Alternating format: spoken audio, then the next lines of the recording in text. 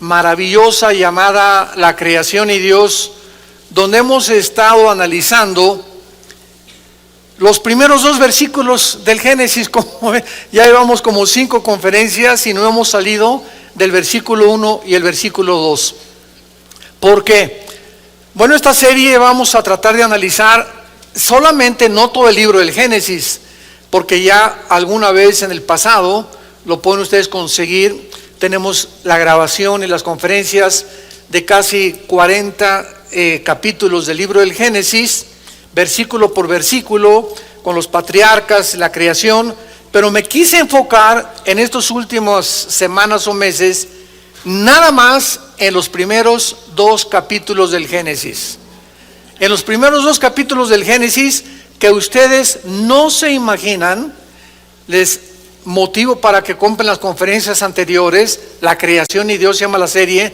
No se imaginan los secretos que se encuentran escondidos en los primeros 2 capítulos del Génesis, donde la Biblia relata la creación del universo y donde el Espíritu Santo nos comienza a mostrar que lo que sabemos, como dice 1 Corintios 8, no lo sabemos como lo deberíamos de saber. En otras palabras, yo he aprendido en los 41 años que ya tengo, no de edad, sino de cristiano y de predicar la palabra de Dios. Yo comencé a predicar la palabra en 1977. Ahí comencé como misionero en la Sierra de Guerrero con Oaxaca. Estuve 3 años en la sierra con los indígenas, durmiendo en el suelo, tapándonos con periódicos. Ya en 1980 entré a formar parte de un equipo con un evangelista muy famoso, Luis Palau. Y en 1982-83 formamos Vida Nueva para México. Comencé dando clases, yo nunca me imaginé, yo creí que era misionero, que Dios me había llamado para misionero, pero Dios me llamó después a enseñar, después como evangelista, y creo que actualmente, ¿verdad?, Dios me está usando como maestro. Entonces, a través de todos estos años he aprendido que lo que yo sabía, primero nos convertimos con un misionero bautista, mi hermano Alejandro y yo, que es el director del ITI, del Instituto Teológico Internacional. Después comencé a estudiar con los pentecostales, con iglesias de las Asambleas de Dios en Acapulco, después con presbiterianos. Entonces, estando en todas estas denominaciones cristianas, pude ver la diferencia entre unos, entre otros. Los presbiterianos enseñan la teología de la reforma, el pentecostalismo, ¿verdad?, pues le ponen más énfasis a los dones espirituales. Los bautistas le ponen más énfasis al evangelismo y a ganar las almas. Pero en todas estas circunstancias pude aprender que muchas cosas que me habían enseñado, yo tenía que venir particularmente a la Biblia y comenzar a redescubrir cosas que tal vez yo no había aprendido igual. Por ejemplo, casi durante los primeros 10 años de nuestro ministerio, nosotros no creíamos en los dones espirituales. Y no fue hasta más o menos en la década de los 90 cuando Dios me mostró que el hecho que haya abusos de los dones espirituales, y por ejemplo como el don de lenguas, no significa que esos dones no estaban vigentes. Entonces yo agarré una aversión a los dones espirituales, porque en aquel tiempo a cualquier iglesia donde nosotros entrábamos, todo el mundo estaba hablando en lenguas y el pastor hablando en lenguas, cuando en 1 Corintios 14 se prohíbe en la iglesia el domingo hablar en lenguas, a menos que haya alguien que interprete, y que sea por orden 1 o 2 o 3, pero no todos al mismo tiempo. Y eso a mí, ¿verdad?, pues me sacaba de onda. ¿Por qué los pastores no obedecen la palabra de Dios? Y a través del tiempo pues ya nos dimos cuenta, ¿verdad?, que todo hay un orden en la Biblia, y para eso se escribió todo el capítulo 14 Corintios, para regularizar el don de lenguas, del cual se ha abusado muchísimo. Y así comenzamos a descubrir tantas cosas que estaban en la Biblia, pero que necesitábamos entender que mientras más pasa el tiempo y más caminas tú con Dios, más luz tenemos en la revelación. Ya no hay más revelación bíblica. La Biblia es un libro sellado, donde termina con Apocalipsis diciendo que nadie hay que agregarle ya nada. Dios ya no tiene nada que decirnos del infierno, del cielo, de los ángeles, de la vida, de la muerte, de la resurrección, más lo que está aquí. Entonces todo lo que Dios tenía que decirnos se encuentra aquí. Ya no hay tal cosa como que tengo una nueva revelación. Espérame, tienes una nueva iluminación de lo que ya está revelado, pero nuevas revelaciones ya no hay, porque la Biblia está completa. Y si pudiéramos decir que hay más revelaciones, pues nunca acabaríamos de llenar la Biblia. Como les dije hace algún tiempo a un grupo de pastores, si alguien me dice, hermano, es que tengo una nueva revelación, le dije, ponle Tercera de Pancho 3:1 y pégaselo a la Biblia, porque entonces a la Biblia le faltan capítulos. Si tú tienes nuevas revelaciones, es porque Dios sigue revelándonos cosas que le faltaron a la Biblia. Y la Biblia es un libro sellado y completo. Y hay de aquel, como dice Gálatas 1, que os anuncie un evangelio diferente que el que hemos recibido de los apóstoles, los cuales pusieron el fundamento de la palabra de Dios. Y así pasa cuando venimos a las profecías, cuando venimos al libro del Génesis. Yo también creía que el arrebatamiento era a la mitad de la tribulación, porque la Biblia dice que vamos a ser libres de la ira, y la ira comienza aparentemente a la mitad de la tribulación con la persecución del anticristo. Después modifiqué mi manera de pensar, y claro que ahora es inequívoco, ¿verdad?, la forma en la que la iglesia va a salir de la tribulación. Y no vamos a atravesar la tribulación, vamos a salir antes de los 7 años. Se llama el pretribulacionismo, porque está clarísimo con las profecías de Daniel. Entonces, cuando pones en la Biblia Ezequiel, Daniel, Zacarías, Apocalipsis, y armamos el rompecabezas completo, tenemos la visión de poder entender claramente, sin sacar algo de Daniel o algo del Apocalipsis y no tomar en cuenta las demás partes de la Biblia. Ahí es cuando se forman herejías. ¿Qué es una herejía? Es una verdad llevada al extremo, nada más. Es una verdad. O sea, las lenguas existen, pero llegó el momento que comenzaron a enseñar que si tú no hablabas en lenguas, no tenías el bautizo del Espíritu Santo. Eso es una herejía. ¿Por qué es una herejía? Porque si una persona recibe a Cristo y le falta algo, es una persona mocha. Es como un niño que nace y que te falta el páncreas, o naciste sin el hígado. Espérame, eres un fenómeno, no eres una persona completa. Entonces, cuando nacemos en Cristo, estamos completos, dice Colosenses capítulo 2, y no nos falta nada. Hemos sido convertidos, transformados, regenerados por el Espíritu Santo, ungidos con el Espíritu Santo y bautizados con el Espíritu Santo en el momento de la conversión. No nos falta nada más que crecer en la gracia y el conocimiento de Cristo y mantener esa llenura que viene después. Pero ya tenemos al Espíritu Santo, ya fuimos bautizados y unidos a Jesucristo, ya hemos sido ungidos y no hay otra unción. Acuérdense ustedes, en muchas iglesias, ¿verdad? ¿Cómo que otra unción más fresca? O sea, ya no hay más unciones. Dice 1 Juan capítulo 2, 21, que la unción que recibimos permanece en nosotros. Y esa unción, que es el Espíritu Santo, simplemente Él quiere más de nosotros, no nosotros más que de Él. Hay canciones que también dicen, Espíritu Santo, lléname, espérame tantito, te voy a contestar. No, yo quiero que tú me pidas que yo pueda darme oportunidad de entrar a tu vida, quita más pecado de tu vida y te voy a llenar. No es a la sopa marucha, no es instantánea. Queremos más de ti, Señor, queremos más de ti, Señor. Él es el que quiere más de nosotros, no nosotros de Dios. Él está esperando que nosotros le abramos más campo en nuestra vida, más santidad en nuestra vida, para que Él pueda llenarnos más con su Espíritu. Entonces vemos que a través del tiempo vamos entendiendo muchas cosas. Y es igual con la oración. Comenzamos a orar y vamos a reunirnos a orar, hermanos. Y comienza un hermano, y el otro por acá y el otro por allá. Oye, cállense por favor todos. La Biblia dice que cuando alguien ora, nos pongamos de acuerdo en el que está orando. ¿Cómo ponemos de acuerdo si todos están orando al mismo tiempo? Pero son costumbres que entraron a la iglesia cristiana. Entonces, cuando hay una reunión de oración, no estamos todos, ¿por qué? Y sí, Señor, y no, por acá, Señor. Total que no me dejan ni orar. De tanto grito y de tanto sombrerazo, ¿verdad? Como decimos en mi pueblo. Entonces, cuando estamos orando, tiene que haber un orden y alguien lleva la oración y los demás nos ponemos de acuerdo en la persona que está dirigiendo la oración. Pero si oramos todos al mismo tiempo, ¿cómo podemos ponernos de acuerdo con el que está dirigiendo la oración?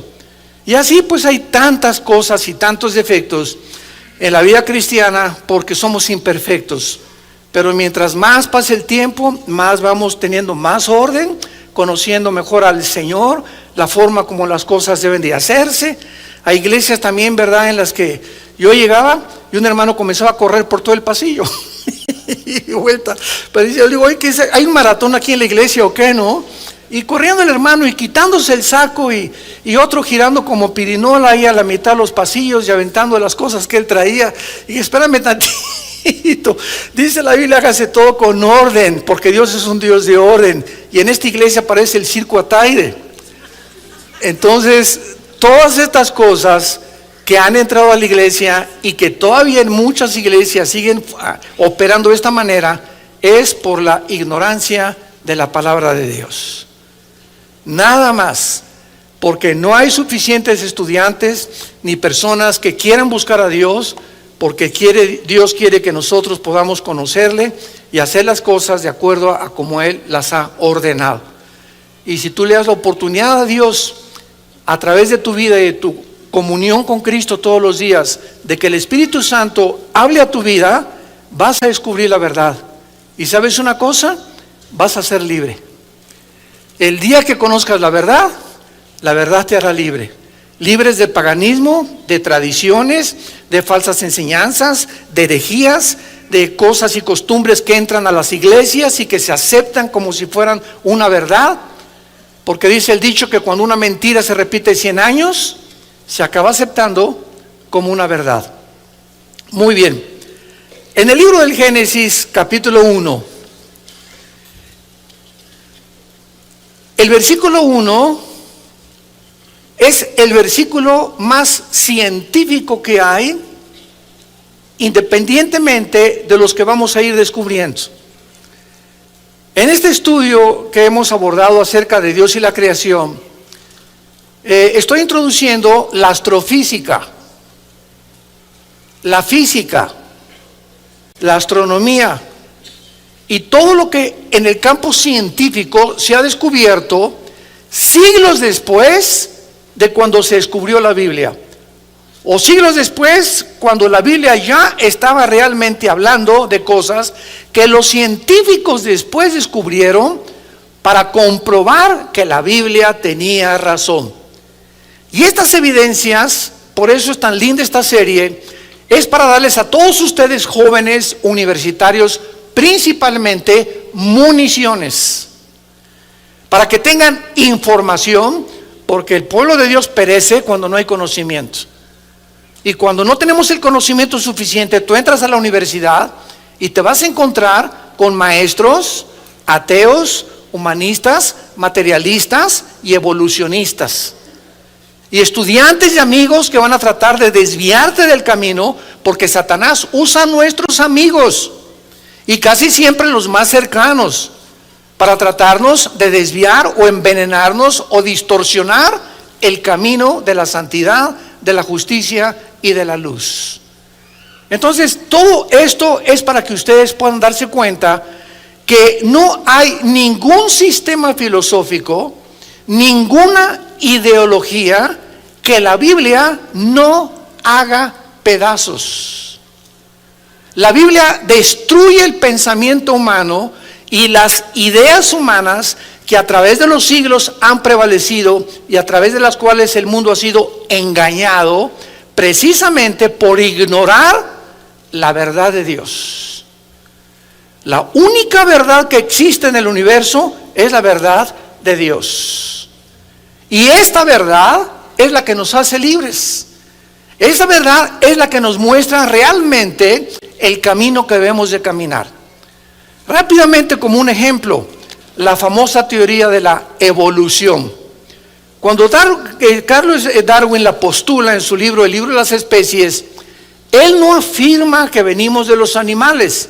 Lee 2 o 3 veces más ese libro y te vas a dar cuenta que él simplemente está postulando, él está hipotetizando, él está filosofando y dice, puede que, chance y, no sé, no estoy seguro, pero estoy investigando allá en los Galápagos, ¿verdad? Cerca de Sudamérica, en unas islas, a ver si encuentro por qué a los pajaritos se les cambia el pico, y una cosa es la microevolución y otra cosa es la macroevolución.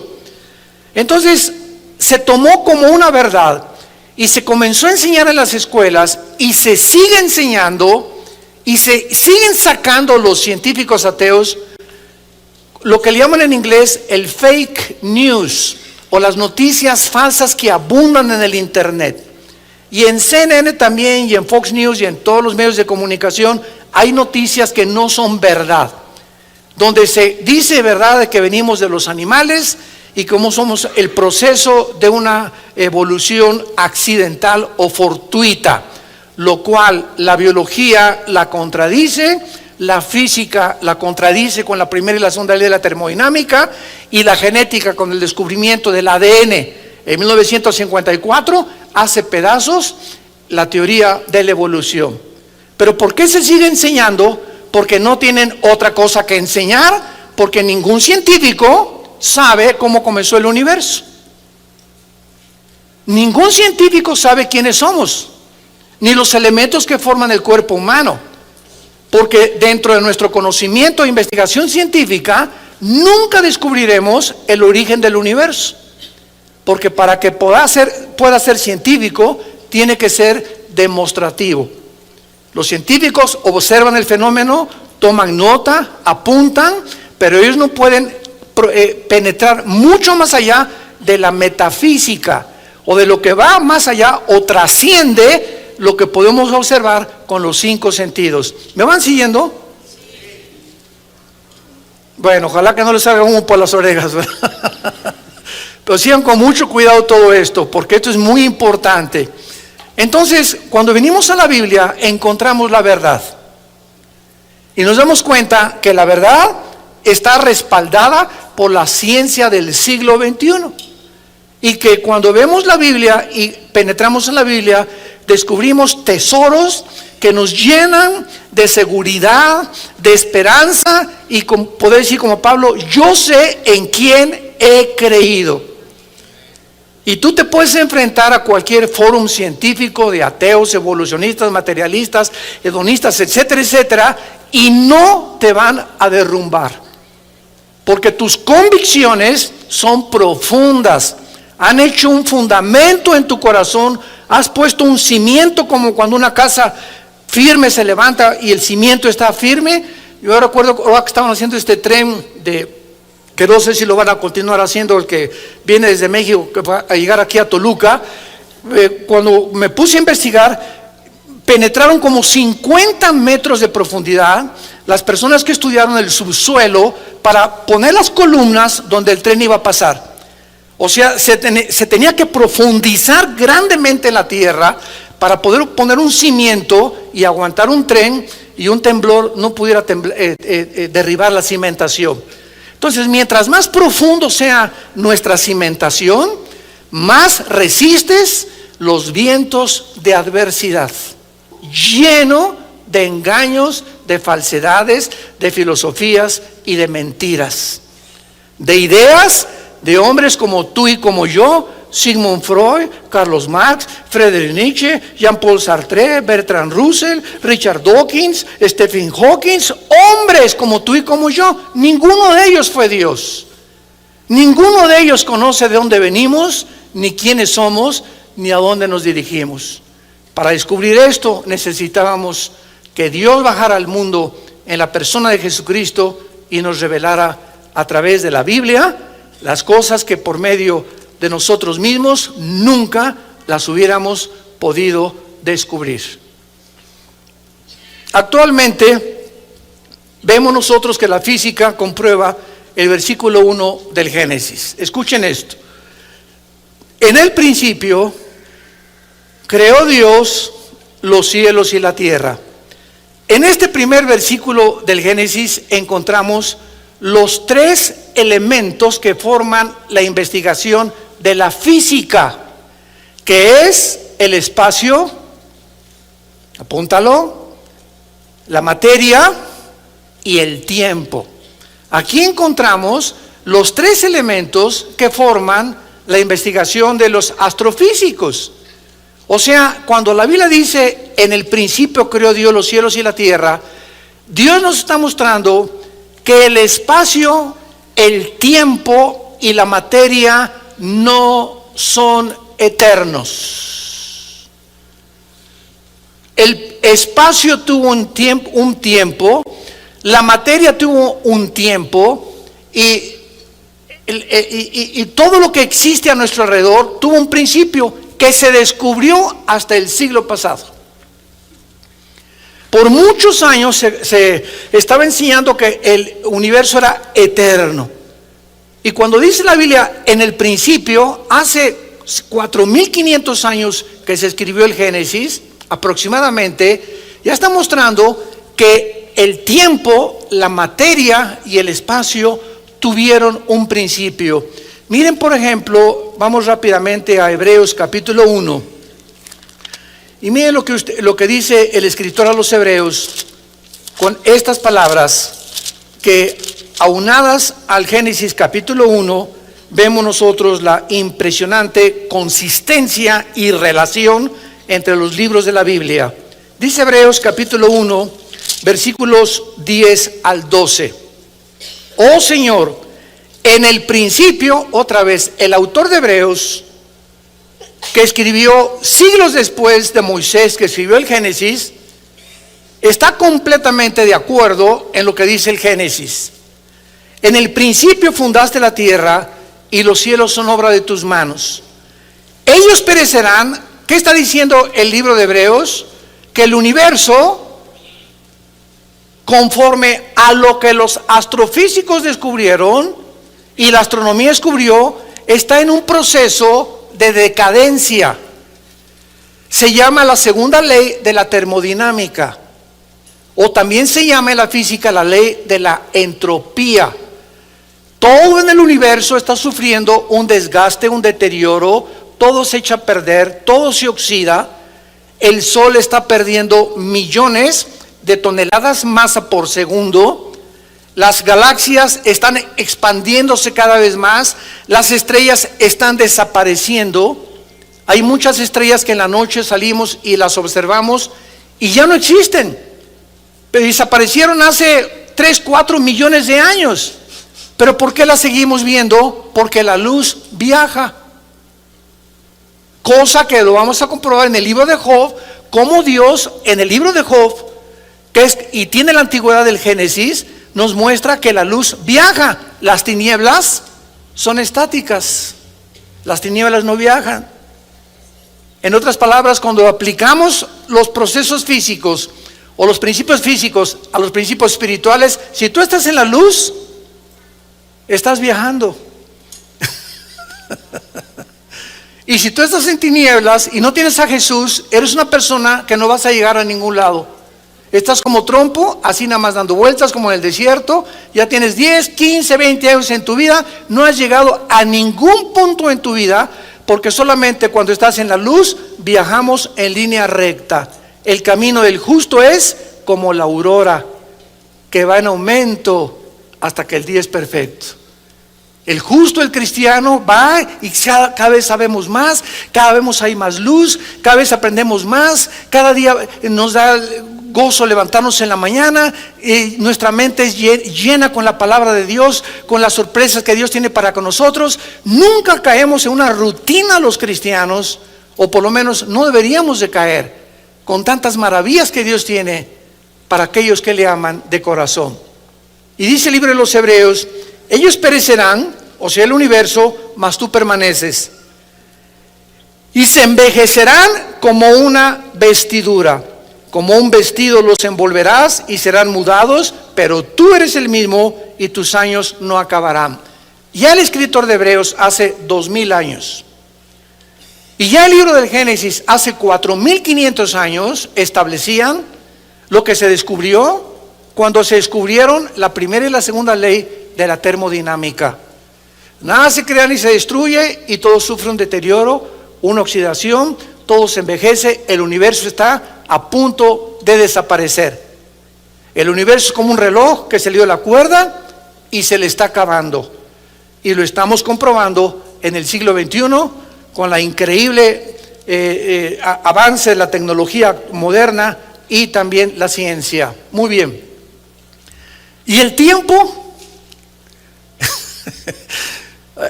No saben cómo me encanta enseñar.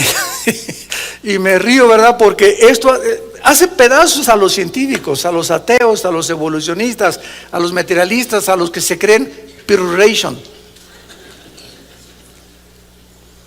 ¿Saben ustedes que el tiempo no existe?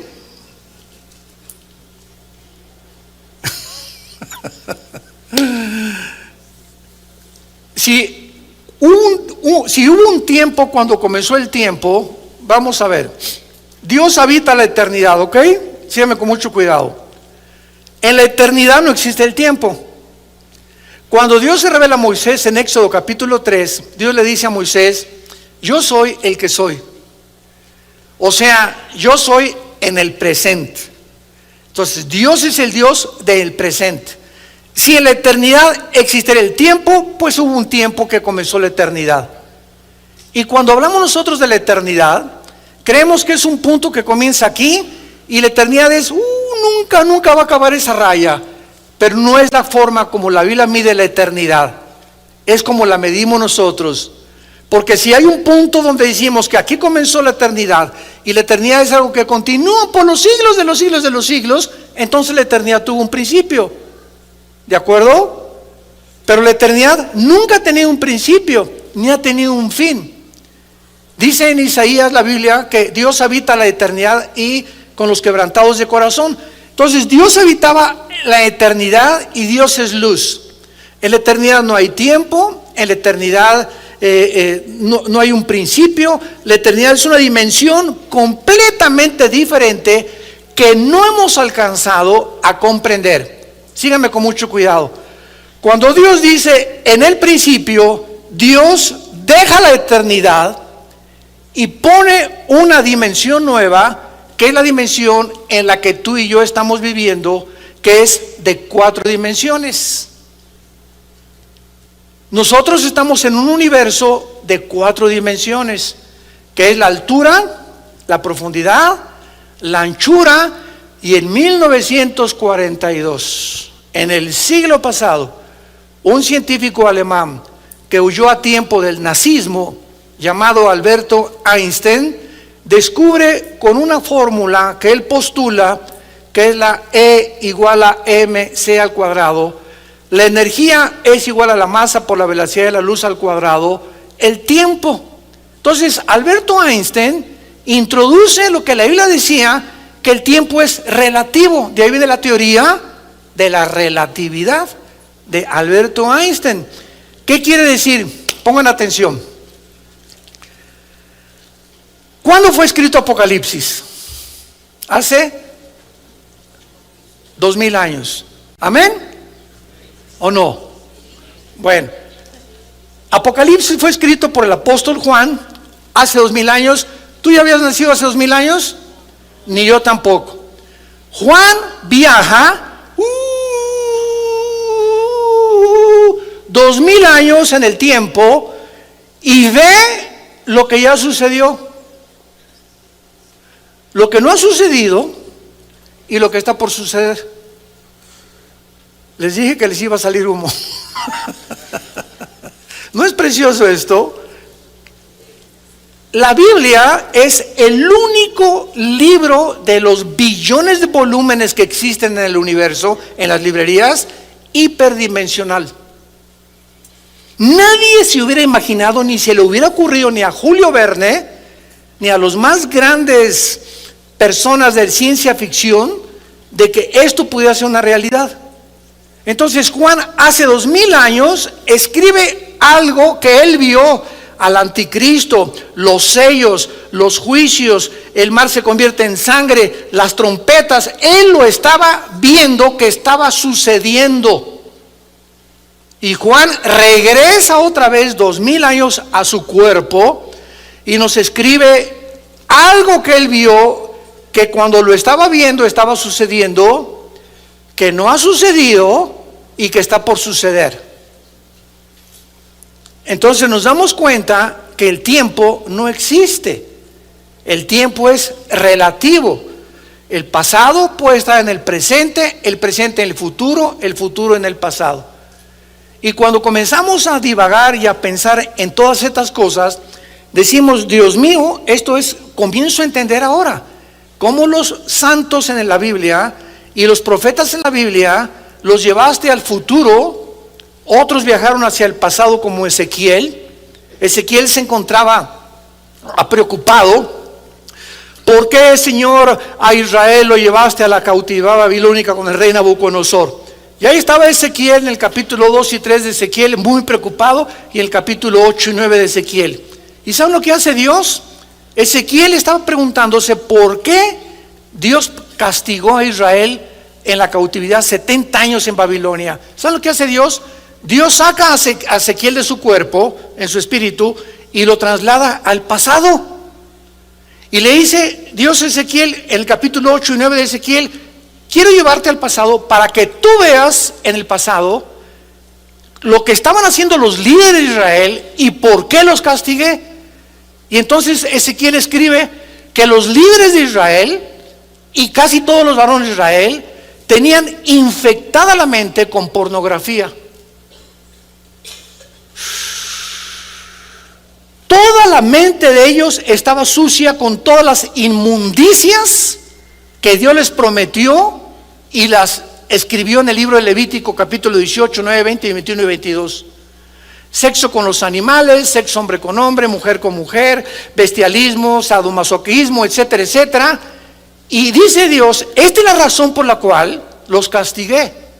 Y entonces ya Ezequiel regresa otra vez al tiempo donde él se encontraba y comienza a adquirir una visión mucho más amplia de por qué Dios es justo cuando Él envía juicios al mundo. Y es lo que los seres humanos no comprendemos en el siglo XXI. ¿Por qué mandó Dios un tsunami en Indonesia? Ay, hermano, y en el último tsunami de Indonesia se murieron el 45%, eran pequeñitos, eran niños menores de 10 años. ¿Qué Dios tan feo y tan falta de misericordia? Así pensamos los seres humanos.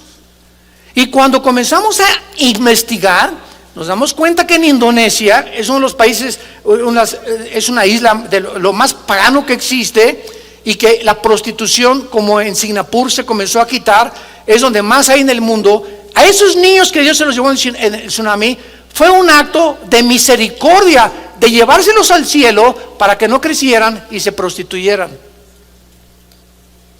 Fíjate cómo cuando cambias el foco y el vidrio para ver las cosas, te das cuenta que los pensamientos de Dios no son nuestros pensamientos. Pero por nuestra mente tan reducida que tenemos y nuestra falta de capacidad de entender que son más altos que nosotros, siempre nos ponemos de jueces de Dios. Si yo hubiera sido Dios, no hubiera permitido este accidente. Si yo hubiera sido Dios, espérame tantito, pero tú no eres más que un renacuajo con cerebro de caracol, hígado de pollo, y ya nos seguimos, ¿verdad? Comparados con Dios.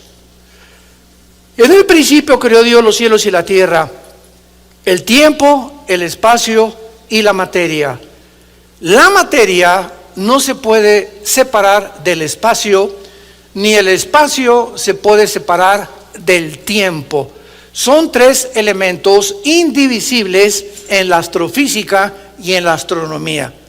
Y eso es precisamente lo que Dios nos comienza a abrir el panorama para que comencemos a penetrar en el mundo invisible, espiritual, que nosotros no hemos podido conocer. Ahora, muy bien, el versículo 2 del Génesis describe un panorama completamente diferente al panorama de la tierra original. Y entre el versículo 1 y versículo 2 existen en la teología dos teorías o dos perspectivas. A mí me enseñaron, cuando comencé a estudiar teología hace algunos años, que el versículo 1 y el versículo 2 era la continuación de la creación de Dios, y que la tierra pues estaba descompuesta, desolada, y después ya Dios la compuso, y el primer día Dios dijo que sea la luz. Sin embargo, cuando comencé realmente a meterme en las raíces hebreas, en las palabras hebreas del versículo 1 y el versículo 2, descubrí que lo que me habían enseñado no se podía sustentar ni tampoco mantener, al ponerlo en una balanza, de decir que había continuado la creación de Dios, porque lo que descubrí y lo que la mayor parte ahora de los teólogos estamos de acuerdo es que entre el versículo 1 y el versículo 2 pasaron millones de años.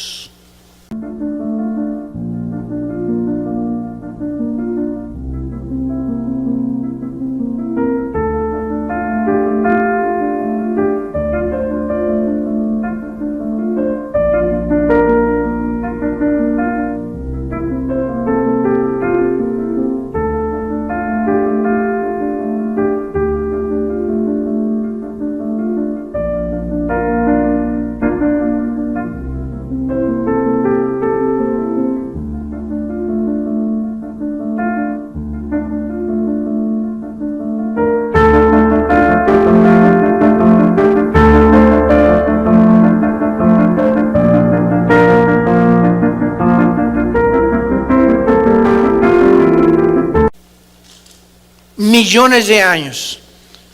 Vamos por orden. En el principio, nosotros no existíamos. ¿Quiénes fueron las primeras criaturas creadas por Dios antes que nosotros? Los ángeles, los serafines y los querubines.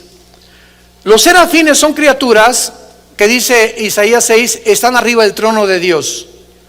Los querubines están alrededor de Dios.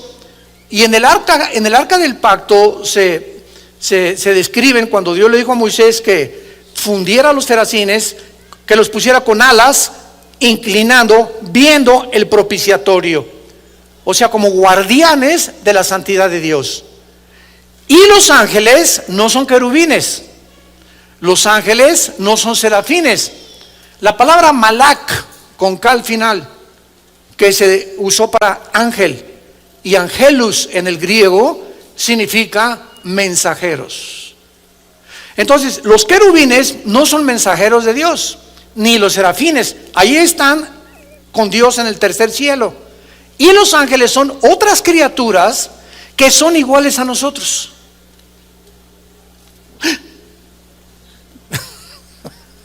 Siempre que la Biblia describe ángeles, los describe con cuerpos humanos.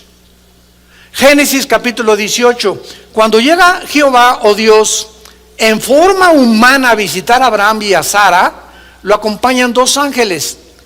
Y cuando Abraham los ve, no dice, mira nada más, estos son marcianos o son jupiterianos, para nada. O sea, inmediatamente sintió en el espíritu que eran criaturas, ¿verdad?, divinas, y les hace de comer. Y estas criaturas, estos ángeles, al mismo tiempo que adquieren cuerpos humanos, cuando se materializan en sus cuerpos, que no son como los nosotros, pueden comer. Cuando resucitó Cristo, ¿con qué cuerpo resucitó? Con un cuerpo humano. Y ese cuerpo humano lo continúa manteniendo Cristo por toda la eternidad. Así se ve en Apocalipsis capítulo 5, el cordero que fue inmolado. Y en Daniel 7, cuando él entra a la presencia de Dios. Entonces, Cristo cuando resucita con un cuerpo, ya no como el tuyo ni como el mío, sin sangre, sin los aparatos ni la anatomía que tenemos nosotros, Cristo comió pescado y comió miel. Le hicieron un guachinango al mojo de ajo rico. Me imagino ahí junto a la orilla del mar, ¿verdad? Entonces vemos que estos cuerpos, que son diferentes a nosotros, se pueden materializar y desmaterializar. Entonces los ángeles vienen a eso, muy bien. Después lo vamos a ver, pero en Ezequiel capítulo 28 y en Isaías capítulo 14, versículo del 12 al 14, se describe la creación de Lucifer.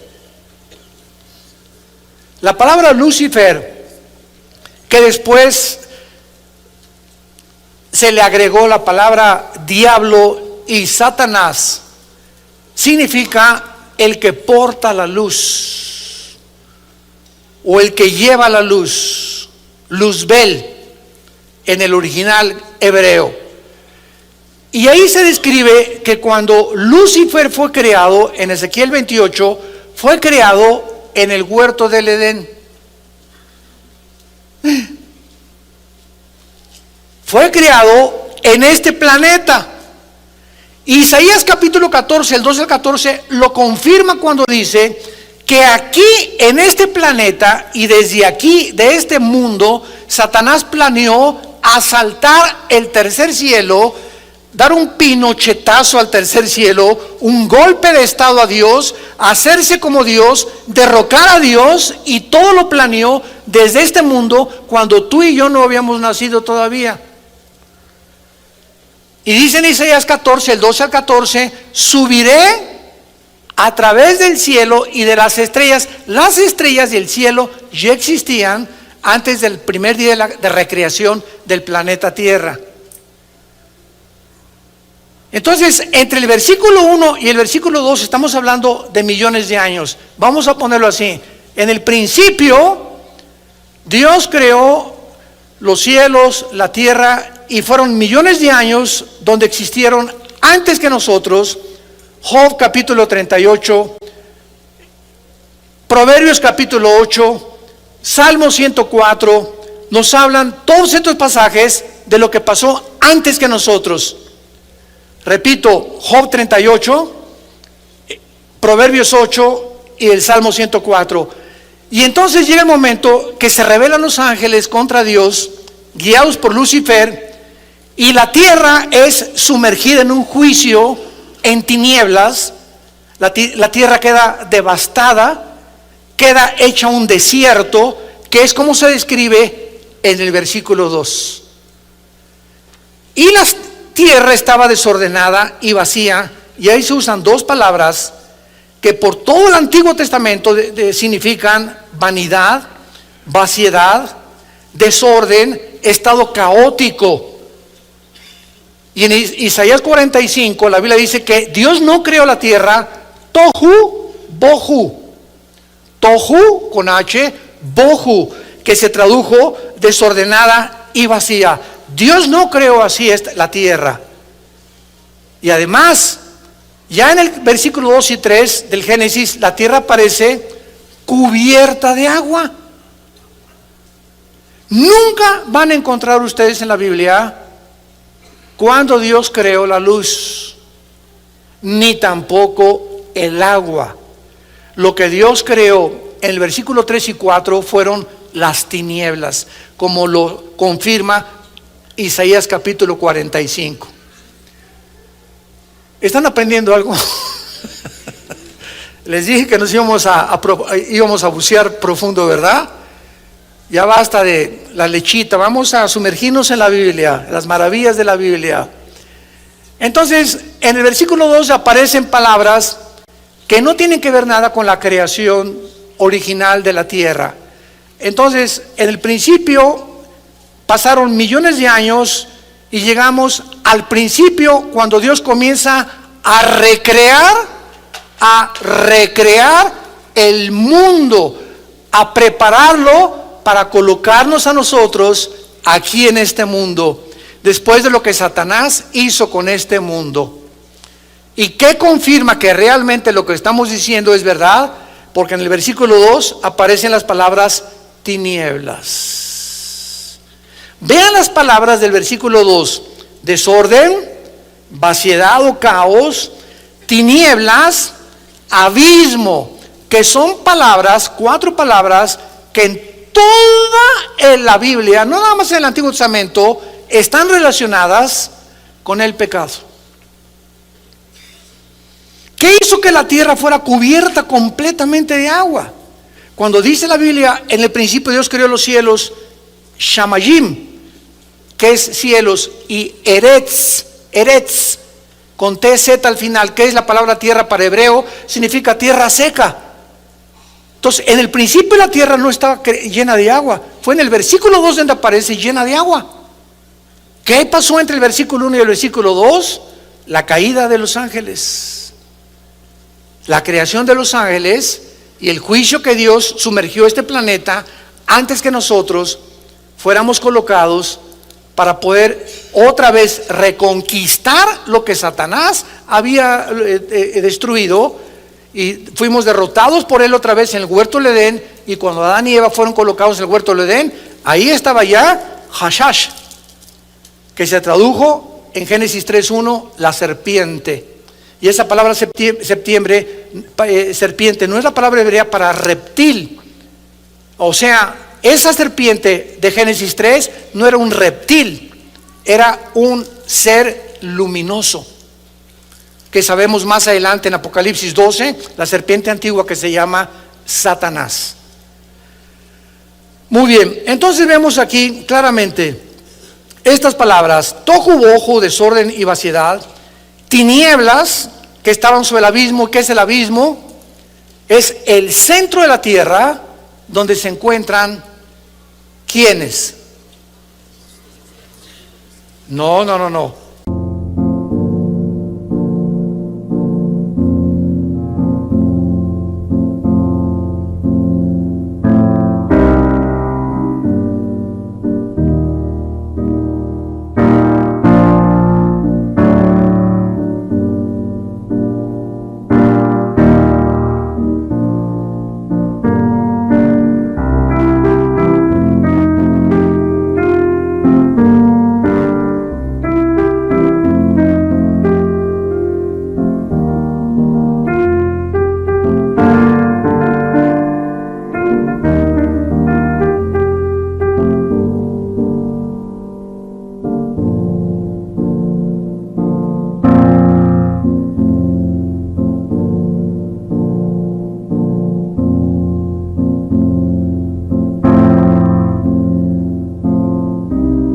Los demonios. Pongan atención, en la Biblia se describen 3 prisiones en el centro de la tierra. Una es el infierno, que es la traducción de la palabra Sheol, que es Gena en el griego, y que está en el centro de la tierra. Cristo lo descubrió, lo describió, el infierno. En el infierno no hay demonios. En el infierno se encuentran todos los espíritus humanos que están esperando ser resucitados al final del milenio, Apocalipsis 20 del 11 al 15, en el juicio del gran trono blanco. Entonces, en el infierno no hay demonios. En el abismo está la prisión de los demonios. ¿Quiénes son los demonios? ¿Son ángeles? No. ¿Son ángeles caídos? Tampoco. Son criaturas sin cuerpo que en un juicio de Dios lo perdieron. Y ahora sí que, como dicen en Guanajuato, son las almas en pena, o la llorona, o hijos de la llorona. O sea, el mexicano hemos tratado de ponerle a las voces que se oyen en los callejones de Guanajuato y en San Miguel de Allende en la noche y en las provincias, etcétera, etcétera. Y aquí está la llorona y son los espíritus que murieron aquí, etcétera, etcétera. Todas esas cosas son demonios.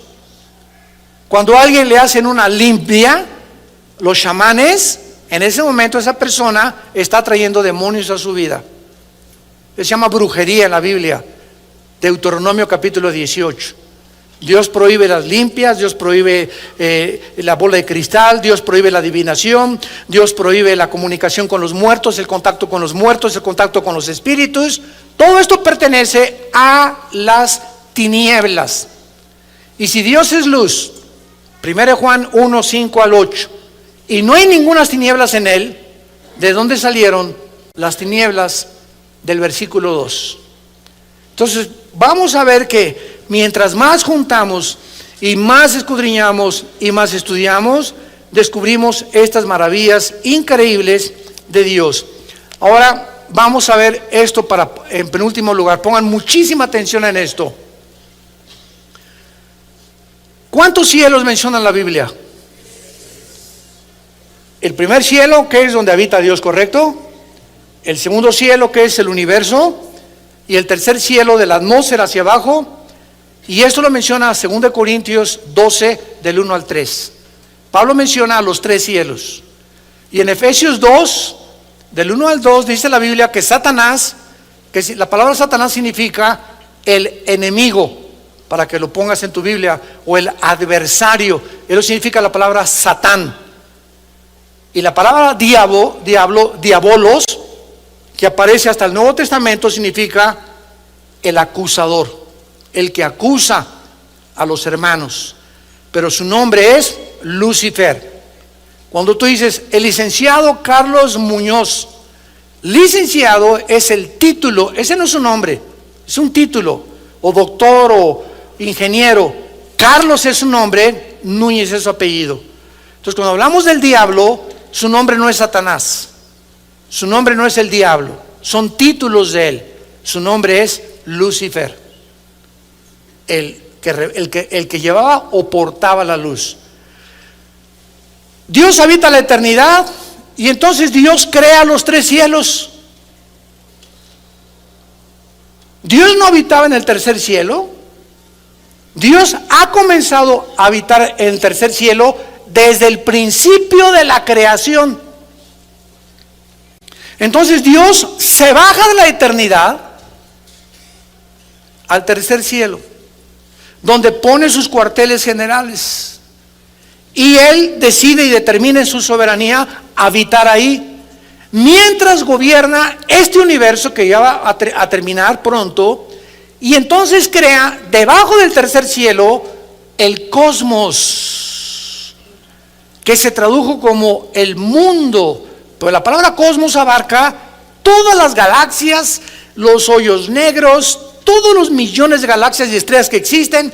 Todo nuestro universo es un universo cerrado.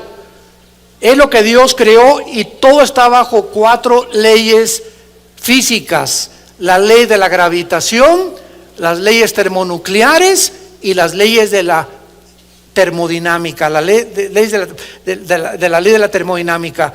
Todo el universo está bajo estas 3 leyes y funciona bajo estas 3 leyes. Y después del cielo cósmico, Dios hace de la atmósfera hacia abajo el mundo en el que tú y yo habitamos, que se llama el primer cielo, que se llama en Efesios 2:1 el príncipe de la potestad del aire, a Satanás. O sea, Satanás opera de la atmósfera hacia abajo, y de la atmósfera hacia abajo operan las ondas de comunicación. El sonido se transmite en ondas. Si te sales de la atmósfera y el sonido no se transmite en ondas, la luz viaja en ondas, y toda la atmósfera hacia abajo. Ahorita estamos aquí, yo no oigo nada, pero si traigo un aparatito que se llama el radio y lo prendo, está la charrita del cuadrante, está FM, está M, y solamente muevo una perillita y agarro una banda que yo no oigo con mis oídos físicos, pero aquí está junto a mí, junto a ti. Aquí estamos llenos de bandas que no vemos ni oímos, pero que existen y que son captadas por un aparato que se llama el radio. Y estas bandas y los medios de comunicación, dice la Biblia, están controlados por Lucifer. Primero Juan capítulo 5, versículo 19. El mundo entero está bajo el maligno. Apocalipsis capítulo 12, del 8 al 10. El diablo que engaña a través de los medios de comunicación al mundo entero. Cuidado con lo que oyes en el internet, en la televisión, en las telenovelas, en las redes sociales, lo que lees. No todo lo que estás leyendo y oyendo es verdad. La mayor parte de la información que reciben los seres humanos está distorsionada, alterada y pervertida por las películas, por las magazines, por las telenovelas, por el internet, por todo lo que existe actualmente. Entonces nos damos cuenta que vivimos nosotros en el primer cielo, que es el cielo donde tú y yo podemos vivir. Nos salimos de la atmósfera, ya no hay oxígeno, el hidrógeno no está compuesto con la mezcla del oxígeno como está de la atmósfera hacia acá, y Dios nos puso, como dice Hechos 17, los límites de nuestra habitación para que viviéramos en este mundo y no te fueras de luna de miel a la luna, por el amor de Dios. ¿Quién va a preferir la luna a Cancún? Hemos comenzado con dos versículos de la Biblia. Tenemos 6 conferencias con estos 2 versículos, para que vean ustedes a dónde nos quiere llevar Dios, escudriñar las Escrituras. Juan 5:39, hagan pozos, escarben, búsquenme y van a vivir, dice Dios en toda la Biblia. Pero ya no hay estudiantes de la Biblia, demasiado tiempo en la televisión, ni Aliti vienen los sábados a querer estudiar más teología.